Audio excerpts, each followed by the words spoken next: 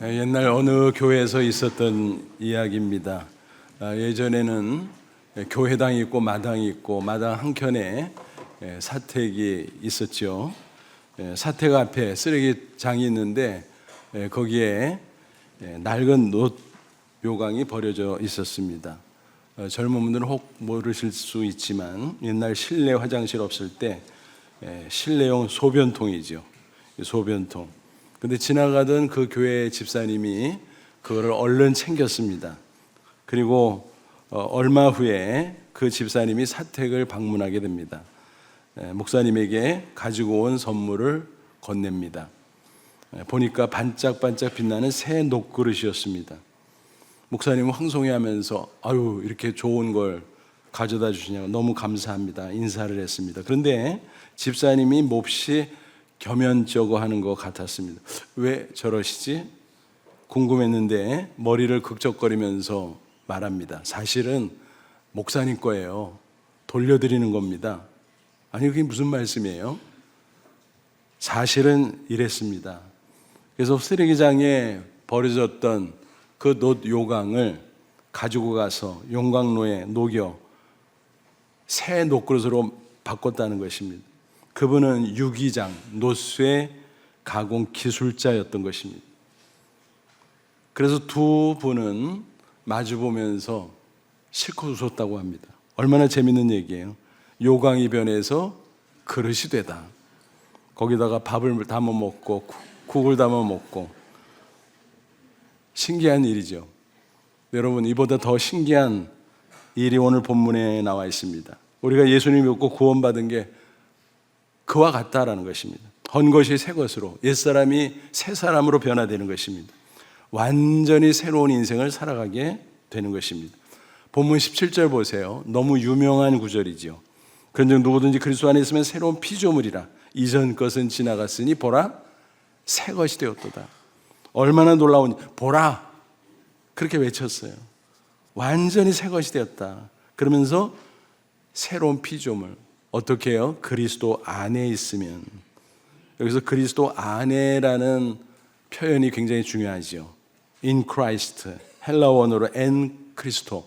사도 바울은 자신의 서신에서 수도 없이 이 표현을 반복 강조합니다. 이것은 공간 개념이 아니죠. 관계 개념입니다. 예수 그리스도를 믿음으로 영적인 연합 관계가 형성됐다라는 것입니다. 이런 관계를 설명해 주는 비유가 성경에 여러 군데 나옵니다. 결혼 비유. 그래서 신랑과 신부가 결혼하는 것처럼 하나님과 나, 예수님과 내가 영적으로 연합되어 있다라는 거죠. 또 포도나무와 가지 비유. 가지가 포도나무에 붙어 있어야 되잖아요. 우리가 영적으로 예수님께 붙어 있다라는 거죠. 또 감람나무 비유.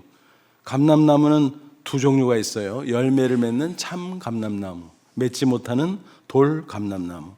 근데 우리가 돌 감람나무였는데 접붙임이 되어서 참 감람나무로부터 양분과 수분을 흡수하고 열매를 맺게 됐다라는 거죠. 이게 바로 하나님과 나, 예수님과 나와의 영적 연합 관계. 그래서 그것을 신비로운 연합 이렇게 부릅니다. 오늘 세례식이 있는데 그 의미가 뭘까요? 죄를 씻는다. 예수님의 대속의 십자가 복음을 믿음으로 죄 사함을 받는 그 의미가 있음과 동시에 이제는 하나님의 자녀요 의인이 되어서 이제 연합된다. 예수님과 연합되고 또 다른 성도들 지체들과 연합되어서 그리스도의 몸을 이룬다. 이게 세례의 뜻입니다. 물론 물 세례는 겉으로 표시해 주는 것이죠. 하지만 영적인 변화를 설명해 주는 상징인 것입니다. 이 영적인 변화, 영적인 연합은 겉모양만 살짝 바뀌는 게 아니에요. 혹은 무슨 옷을 입는 것처럼 뭘 걸치는 것도 아닙니다. 근본적인 변화인 것입니다. 창세기 1장 보면 태초에 하나님께서 우주 만물을 창조하신 기록이 나오죠. 그때의 창조를 원창조라고 해요. 원래 창조. 하나님께서 만물을 하나하나 창조할 때마다 그 반응이 어떠셨나요? 너무너무 기뻐하셨어요. 보시기에 좋았더라, 보시기에 좋았더라. 그러다가 마지막 하나님의 형상대로 인간 창조를 완성하고 그 모든 전 과정을 보니까 너무너무 기뻤어요. 그래서 창세기 1장 31절 뭐라 그랬나요? 하나님이 지으신 그 모든 것을 보시니 보시기에 심히 좋았더라. 심히 너무너무 좋았다는 거예요. 근데 이 원문은 직역하면 어떻게 되냐? 보라, 그 말이 있어요. 보라, 너무 좋다. 보라. 오늘 17절에도 보라 있잖아요. 너무너무 신기하고 놀랐기 때문에 보라, 감탄사를 연발합니다. 창조의 완벽함을 말하죠. 하나님이 창조하신 우주 가리켜서 헬라어로 코스모스라 그래요. 가을꽃 이름인데 맞아요. 근데 원래는 이런 뜻이 있습니다. 질서, 조화, 그런 뜻입니다. 그런데 인간의 범죄로 말미암아 우주 만물이 하나님의 저주로 혼돈에 빠졌어요. 무질서에 빠졌어요. 그것을 헬라어 단어로 표현하면 카오스입니다. 거기서 영어 단어 케이오스가 나왔죠. 그러니까 창세기 3장에서 보는 그대로예요. 인간의 범죄 타락 이후 땅이 만물이 저주를 받고 가시덤불 엉겅퀴 내고, 이게 바로 원창조는 완벽했지만 인간의 범죄로 말미암아 타락함으로 말미암아 우주 만물에 변화가 있었다. 근데 그 변화는 나쁜 변화, 무질서와 혼돈으로 빠지게 됐다는 것입니다. 그런데 하나님의 아들 예수 그리스도가 이 땅에 오셔서 그것을 바로 잡으셨어요. 그게 구원이에요. 그래서 무질서 혼돈을 다시 질서와 또 조화로 회복시키는 것입니다. 그 가운데 우리 각자는 예수 그리스도 안에서 새 사람으로 변화되는 것입니다. 태초의 창조를 원창자로 갈 때 예수님의 십자가 대속의 은혜 가운데 성령으로 우리를 새롭게 변화시켜 주는 것을 재창조라고 말합니다. 그러니까 우리의 구원이 재창조라는 것이죠. 그래서 오늘 17절에 새로운 피조물, 재창조물이라고 말씀하고 있는 것입니다. 이런 재창조가 가능한 것은 뭐 때문인가요? 이미 말씀해 주신 예수님의 십자가 때문이에요. 21절 보세요. 하나님이 죄를 알지도 못하신 이 예수님이죠. 그를 우리를 대신하여 죄로 삼으신 것은 예수님은 하나님의 아들이지만 인간으로 오셨어요. 인간으로 오셨어도 죄가 없으신 의로운 분이죠. 근데 왜 십자가에 피 흘려 죽으셨나? 십자가는 사형틀이잖아요. 죄인이 아니면 그럴 일이 없죠. 그런데 어떻게 그랬나? 그러니까 당신 자신의 죄는 없지만 인류의 죄를 대신 짊어지고 대속의 피를 흘리셨다는 것입니다. 그걸 우리를 대신해서 죄로 삼으셨다라고 표현하고 있습니다. 그로써 우리로 하여금 그 안에서, 예수 안에서 하나님의 의가 되게 하려 함이라.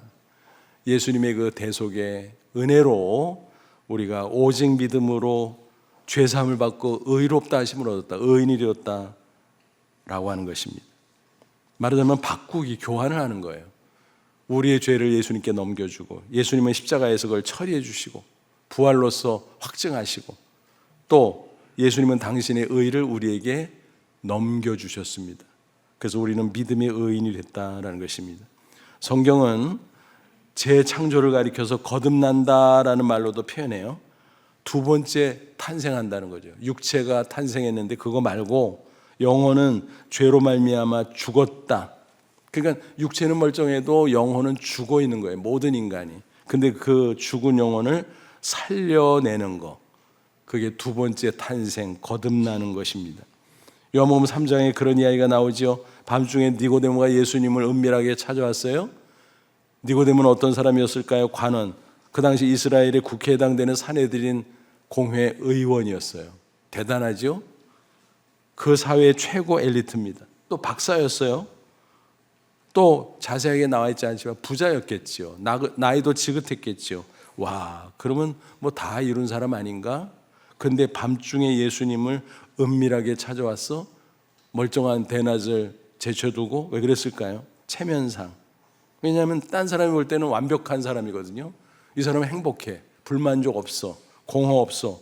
근데 정작 본인은 불만족스러운 거예요. 모든 걸 다 이룬 것 같은데 또 공허한 거예요. 모든 게 꽉 찬 것 같은데. 그게 인간의 문제다라는 것입니다. 육체를 온전하게 채워도 영혼을 채우지 못하면 공허한 것입니다. 그래서 인간의 딜레마는 뭡니까? 세상적으로 성공 못해도 문제, 성공하고 나서도 문제. 바로 영혼이 죄로 죽은 그 문제를 해결하지 못하면 그럴 수밖에 없다는 것입니다. 그래서 니고데모는 예수님의 소문을 듣고 와, 예수 그분이 혹시 메시아? 혹시 하나님의 아들? 그럼 그분 만나면 내 문제를 해결할 수 있을까 싶어서 망설이다가 낮에는 체면상 못 찾아가겠고 그래서 밤중에 불쑥 찾아갔다는 것입니다. 요즘 같은 시대에도 낯선 사람이 불쑥 찾아오면 놀래죠. 또 실례죠. 근데 그 당시에는 전깃불이 없을 때잖아요. 그러니까 이거는 파격적인 일이었습니다. 예수님은 니고데모를 척 보면 파악하시죠. 그래서 대뜸 그에게 이렇게 말씀하셨어요. 요한복음 3장 5절 6절 진실로 진실로 내게 이르노니 사람이 물과 성령으로 나지 아니하면 하나님 나라에 들어갈 수 없느니라. 육으로 난 것은 육이요 영으로 난 것은 영이니. 그러니까 당신이 또 한 번 태어나야 돼. 거듭나야 돼. 무슨 뜻이냐 하면은 육체를 얘기하는 게 아니라 영혼이 거듭나야 된다는 거야. 그것은 물과 성령, 말씀과 성령의 능력으로 되는 거야. 그래서 죄 사함 받고 새 생명 얻고 그래야 하나님 자녀 백성으로서 천국에 들어갈 수 있는 거야. 예수님이 그렇게 쭉 말씀해 주셨습니다. 그래서 이것을 가리켜서 거듭난다, born again, 그리고 혹은 중생이라고 부르는 것입니다. 저와 여러분 한번 점검해 보죠. 진실로 예수님은 나의 하나님, 나의 구주인 것을 믿으십니까? 그렇다면 이미 저와 여러분은 새 사람이 된 줄로 믿습니다. 그래서 재창조로 이루어진 새로운 피조물 됐다는 사실을 꼭 믿으시고 이제는 새로운 피조물로 변화된 삶을 사시기를 축원합니다. 그러면 구체적으로 어떤 변화의 일들이 우리 인생 가운데 이루어질까? 여러 가지, 굉장히 많죠. 그중에 대표적인 세 가지만 함께 나눠보죠. 첫째는 신분의 변화. 새로운 피조물이 되면 신분이 변화됩니다. 두 번째는 인격과 삶이 변화됩니다. 그리고 세 번째는 인생 목적이 변화가 됩니다. 첫째는 뭐라 그랬나요? 신분의 변화죠. 예수님을 믿으면 마치 결혼한 것 같이 신분이 격상돼요. 예를 들어서 에스더는 이스라엘 포로 소녀였잖아요. 그런데 바벨론이 망하고 새로 들어선 바사 페르시아 제국의 왕과 결혼하니까 뭐가 됐어요? 왕비가 되잖아요. 그래서 결혼은 신분 격상의 기회가 될 수 있어요. 우리도 마찬가지예요. 영적으로 우리가 새로운 피조물이 됐다는 것은 뭘까요? 그리스도 안에서 하나님과 결혼했다는 얘기예요. 예수님과 결혼했다는 얘기예요. 그래서 우리가 하나님의 자녀요 천국 백성으로 신분이 격상됐다는 것입니다. 이제는 죄인이 아니에요. 의인이에요. 이제는 진노의 자녀가 아니라 하나님의 축복의 자녀가 된 것입니다. 요한복음 1장 12절 유명한 구절이죠. 영접하는 자 곧 그 이름 예수의 이름을 믿는 자, 예수라는 이름은 구원자죠. 구원자. 그것을 믿는 자들이 하나님의 자녀가 되는 권세를 주었으니 여기서 권세는 신분에 따른 특권을 가리켜요. 그러니까 예수 그리스도 안에서 새로운 피조물이 되면 하나님의 자녀의 특권을 가지게 된다. 신분의 변화가 있다는 것입니다. 미국의 석유왕 존 록펠러의 에피소드. 그는 당대 세계 최고의 부자였습니다. 또 후년에 그가 완전히 새 사람으로 변화돼서 많은 자선사업과 선교사업을 한 것으로 유명하죠. 그가 하루는 어느 호텔에 들어갔어요. 투숙하려고. 카운터에 딱 서니까 지배인이 얼른 알아보고 아이고 회장님 어떻게 저희 호텔에 오셨습니까? 방 하나 주시오. 근데 뭐라고 말하는 거 하면은 제일 싼 방 하나 주세요. 지배인이 난처했어요. 야, 이 큰 부자 회장이 제일 싸구려 방을 달라고? 근데 더 난처했던 것은 그때 그 호텔에 아들이 투숙하고 있었던 거예요. 그래서 난처한 표정으로 할 수 없이 얘기했습니다. 회장님 사실 아드님이 이 호텔에 투숙하고 있거든요. 제일 비싼 방이에요. 얼마짜린데? 5,000불이요. 제일 싼 방은 33불이요. 33불짜리 줘 나는. 아유 어떻게 그럽니까 회장님. 아드님이 그렇게 비싼 방에서 묵는데. 내 말 좀 들어봐요. 내 아들은 아버지가 부자잖아. 부자. 그러니까 그렇게 비싼 방들. 나는 아버지가 가난뱅이거든. 그러니까 33달러짜리도 과분하지. 그러니까 딴소리 하지 말고 얼른 주시오. 흥미로운 에피소드지요. 그런데 그 안에 교훈이 있습니다. 아버지가 부자면 아들이 수지 맞는다. 그죠? 육적으로 그렇지만 영적으로 진짜 그렇지. 우리가 예수 그리스도의 새로운 피조물 하나님을 아버지로 모시면 가장 큰 특권을 받는 줄로 믿습니다. 그것을 단적으로 설명해 주는 말씀이 있어요. 로마서 8장 15, 16절 너희는 다시 무수하는 종의 영을 받지 아니하고 마귀의 영 받지 않았다 말이에요. 마귀는 억압하고 두려움을 줘요. 근데 우리는 양자영 성령을 받았기 때문에 하나님의 자녀 삼고 우리가 하나님의 자녀인 것을 가르쳐줘요. 그래서 우리가 아빠 아버지라고 부르짖느니라. 성령이 친히 우리 영과 더불어 우리가 하나님의 자녀인 것을 증언하시나니. 그래서 성령 안에서 거듭나고 새로운 피조물 되면 저절로 하나님을 아버지라고 불러요. 심지어는 아빠라고 부르는데 부르짖다라는 동사를 일부러 썼어요. 바울이. 무슨 소리일까요?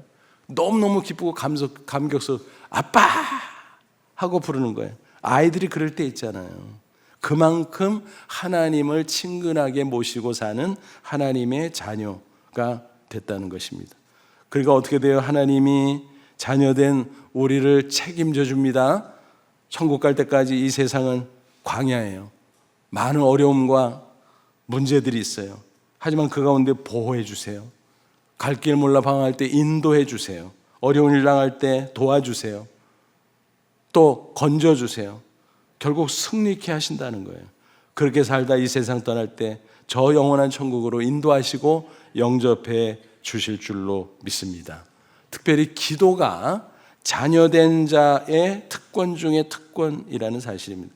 험한 세상 살다 보면 얼마나 복잡하고 어려운 문제들이 있습니까? 그럴 때마다 혼자서 불가능하죠. 처리하기가. 두렵습니다. 답답합니다. 어떡하나 미래가 보이질 않아요. 하지만 우리에게 비장의 무기가 있는데 그게 바로 기도의 특권이라는 사실입니다. 예수님이 약속하셨어요. 요한복음 16장 24절 지금까지는 너희가 내 이름으로 아무것도 구하지 아니하였으나 구하라 그리하면 받으리니 너희 기쁨이 충만하리라. 예수님이 딱 약속했잖아요. 야, 내 이름으로 아버지께 기도해. 아버지가 들어줘. 예수님의 약속 붙잡고 기도의 특권을 누리시기를 축원합니다.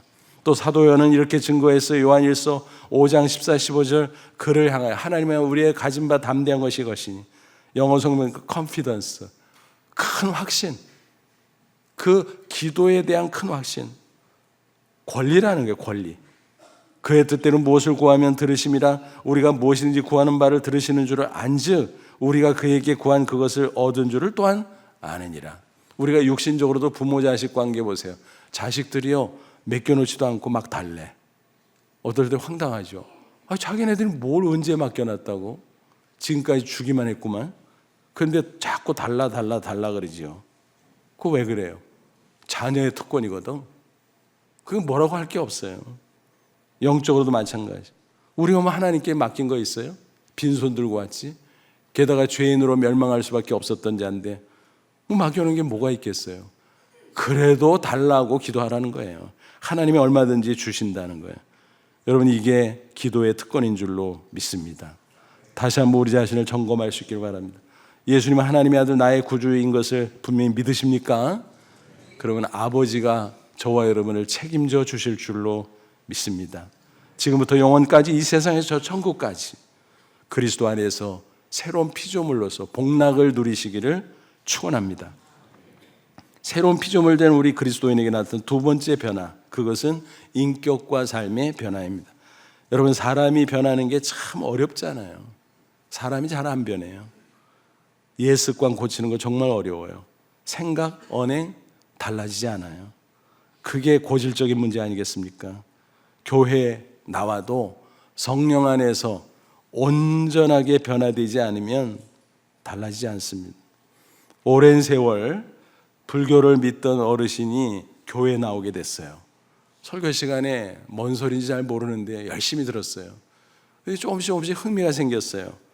그래서 주중에도 집에서 개인적으로 성경을 열심히 읽었습니다. 그러던 어느 날 궁금한 게 나왔는데 도저히 견딜 수가 없어요. 이거 빨리 물어봐야 되는데 주일까지 기다릴 수 없어요. 야, 교회 가보자. 목사님 있겠지. 그래서 갔어요. 사무실에 들러서 이제 목사님을 찾는데 자기도 모르게 불쑥 이런 말이 튀어나왔어요. 주지 목사님 어디 계셔? 내가 궁금해서 물어보러 왔는데, 사모는 여러분처럼 웃을 수가 없었어요. 왜냐하면 교회 나온 지 얼마 안 되는 어르신에게 신뢰를 범할까 봐 웃음을 참느라고 혼났다는 그런 이야기가 있습니다. 여러분, 말투 하나 바꾸는 것도 이렇게 어려워요. 그런데 성령 안에서 거듭나면 놀라운 변화가 생깁니다. 생각이 바뀌고 언어가 바뀌고 행동이 바뀌고 인격과 삶이 바뀌기 시작하는 것입니다. 그런데 그런 변화가 없다? 그러면 그 사람이 참 믿음이 있는가? 예수 그리스도 안에 새로운 피조물이 됐는가? 아닐 수도 있다는 거예요. 그걸 경계해야 된다는 거예요. 미국 버지니아주에서 있었던 일입니다. 한 여성 운전자가 차를 몰고 가는데 앞차가 자꾸 얼쩡거리는 거예요. 근데 요즘은 많이 달라졌어요. 옛날 버지니아 사람들의 운전 습관이 본래 그렇대요. 그래서 차선을 안 바꾸고 천천히 간대. 뒤에서 뭐 따라오거나 말거나 상관없이. 그러니까 뒤에서 바쁜 사람은 얼마나 속이 터질까요? 이 사람이 그랬던 거예요. 좀 비켜주면 좋을 텐데, 바짝 다가오는 거 보면은 좀 비켜주면 참 좋을 텐데. 그래서 너무너무 화가 나서 바빴거든요. 그래서 빵빵 경적을 울렸습니다. 그런데도 뭐 빵빵 거리거나 마나 똑같이 천천히 갑니다.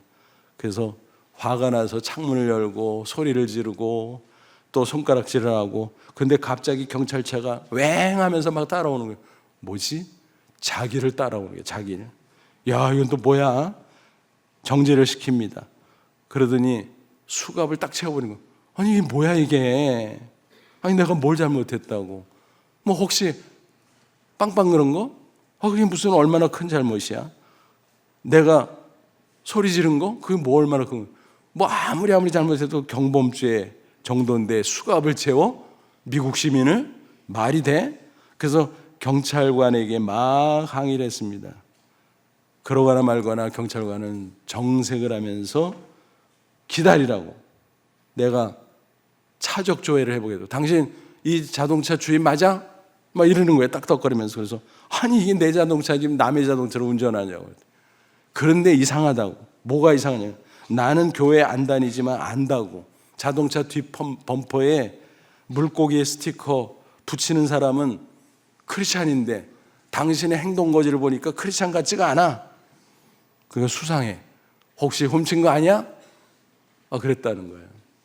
물론 밝혀져 가지고 이제 풀려나기는 했지만 얼마나 황당했는지. 근데 가만히 생각해 보니까 맞아. 내가 크리스찬임네 하고 뒷범퍼에 물고기 표시는 달고 다닐 줄 알면서 내 행동 거지는, 내 인격은 엉망이었구나. 그래서 크게 회개하고 새롭게 변화되는 기회가 됐다라는 이야기입니다. 여러분 그렇지 않아요? 그 경찰관 말이 딱 맞잖아요. 거듭나고 그리스도 안에서 새로운 피조물이 됐다면 변화돼야 돼요. 신분만 변하는 것이, 신분은요 당장이면 변화돼요. 믿는 즉시. 그러나 인격과 삶은 점진적으로 오랜 세월, 평생 변화돼야 됩니다. 그런데 그 속도가 설사 느리더라도 변화는 돼야 되는데 전혀 변화가 없다면 그런 문제가 있는 거죠. 다시 시작해야 될지도 모릅니다. 사도 바울은 말합니다. 에베소 4장 22절로 24절, 너희는 유혹의 욕심을 따라 썩어져가는 구습을 따르는 옛사람을 벗어버리고 오직 너희 심령이 새롭게 되어 하나님을 따라, 하나님을 본받아 의와 진리와 거룩함으로 지으심을 받은 새 사람을 입으라. 마치 옷을 허는 거 벗어버리고 새 옷 입고, 또 헌 것 벗어버리고 새 옷 입고, 그렇죠. 저는 계속 새로워지고 새로워지라는 것입니다. 교계신문에서 게재됐던 간증기사를 읽은 생각이 납니다. 지방의 한 도시에서 어느 목사님이 상가 건물의 2층에 세를 얻어서 교회를 개척했습니다. 처음에는 포부가 대단했는데 생각만큼 성도들이 늘질 않는 거예요. 그래서 몇 달 후부터 월세를 밀리기 시작했으며 고민이었습니다. 그래서 건물주에게 사정했습니다. 사장님 죄송합니다. 제가 곧 해결해 드릴 테니까 좀 기다려 주세요. 근데 이 건물주가 얼마나 갑질하는지, 그렇게 사정해도 아랑곳하지 않고 욕설하고 나중에는 모욕을 주고 심지어는 중고 봉고차 앞에 세워놓으니까 발길질하면서 아이 똥차를 그 건물 앞에다가 대놓으면 어떡해, 저 뒤로 갖다 대라고. 자기는 1층에서 점포를 운영하고 있었거든요. 그게 싫다는 거지. 그래도 꾹 참았습니다. 매일 새벽마다 하나님 앞에 눈물로 기도하는 수밖에 없었습니다. 그런 어느 날 고급 승용차 몇 대가 그 건물 앞에 끽 하고 서더니 그 차에서 검정색 정장을 한 몇 사람이 내렸습니다. 대충 분위기가 파악되시나요? 그러더니 이렇게 찾더니 목사님을 딱 만난 거예요. 90도 절합니다. 형님, 여기 계셨군요. 우리가 얼마나 찾아다녔는데 아니 여기서 뭐하고 계신 거예요? 보면 모르냐? 목사님이 된 거죠. 아, 그러지 말고 저희랑 같이 가십시오.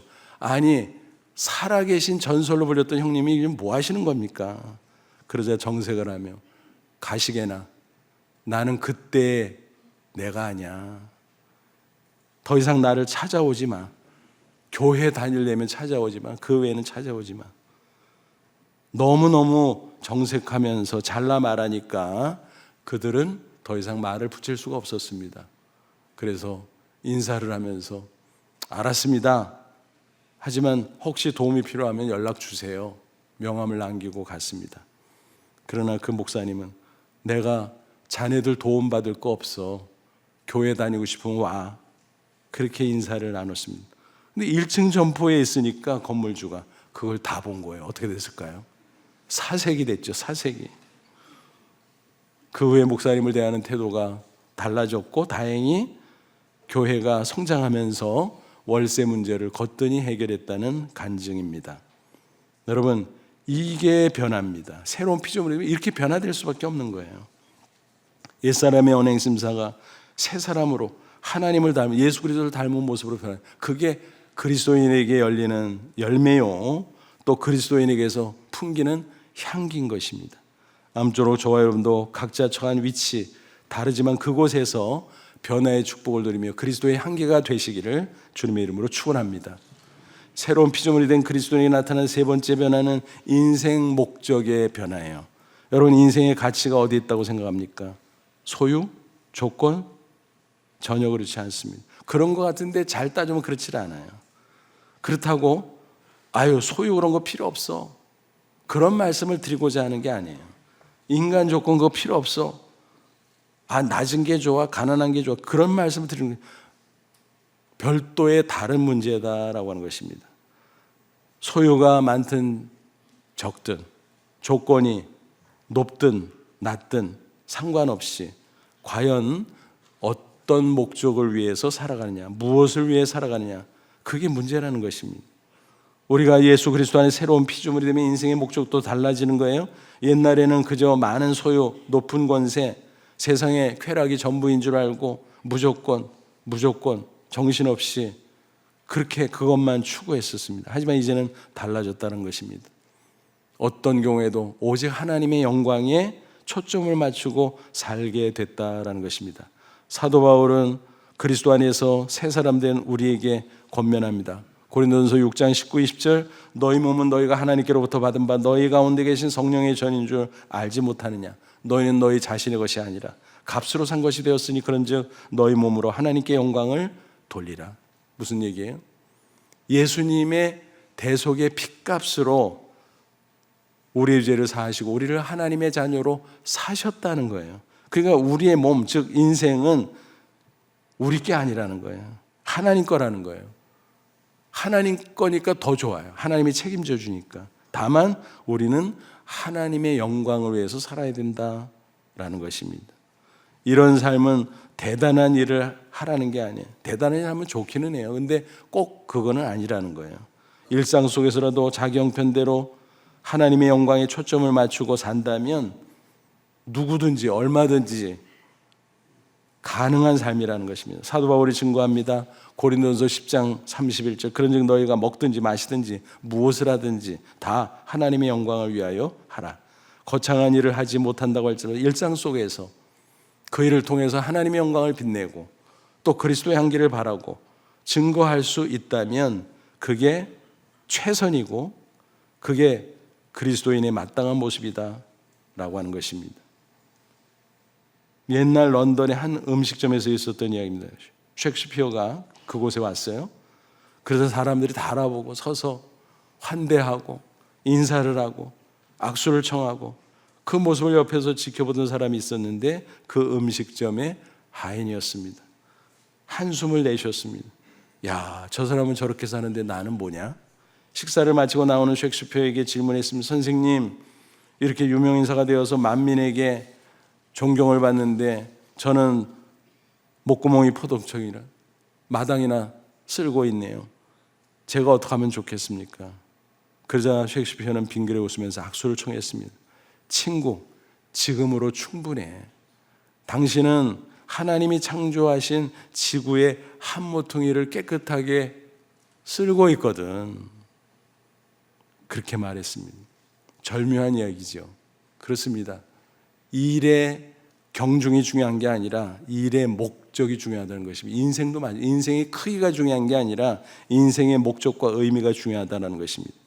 아무리 사소한 일을 한다고 할지라도 그 자리에서 하나님을 드러내고 다른 사람에게 하나님과 화해를 시킬 수 있다면, 복음은 화해를 시키거든요. 죄인이 의인이 되어서 하나님의 자녀가 되고 백성이 되고, 그 사명을 뭐라고 말씀합니까? 20절, 우리가 그리스도를 대신하여 사신이 되어 엠버셋, 뭐예요?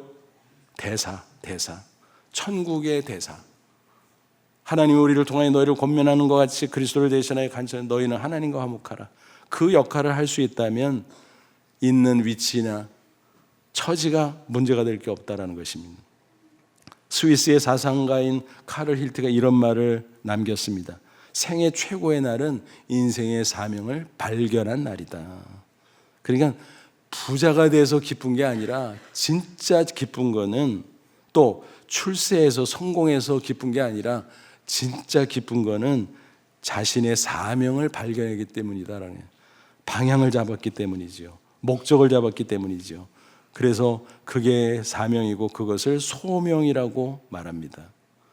직업은 먹고 살기 위한 것이 아니라 하나님이 그 자리에서 하나님의 영광을 빛내라고 우리에게 맡겨주신 소명의 자리인 것입니다.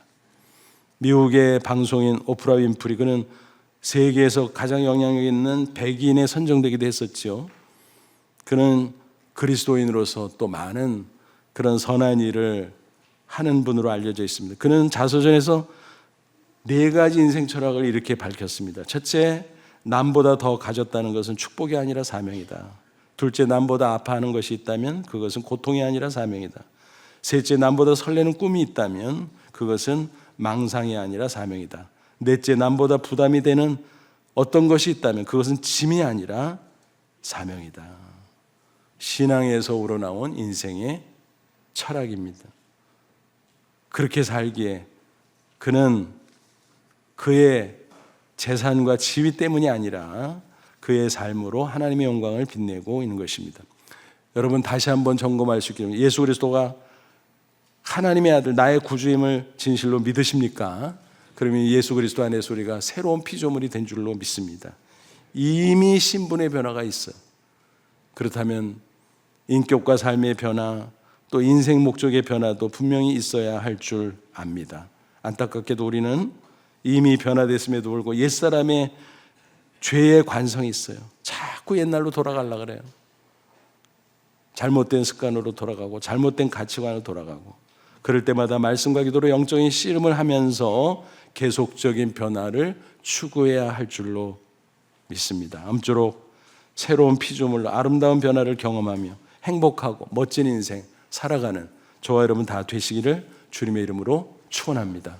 기도하겠습니다. 이 말씀 붙잡고 잠깐 기도하죠. 하나님, 그렇습니다.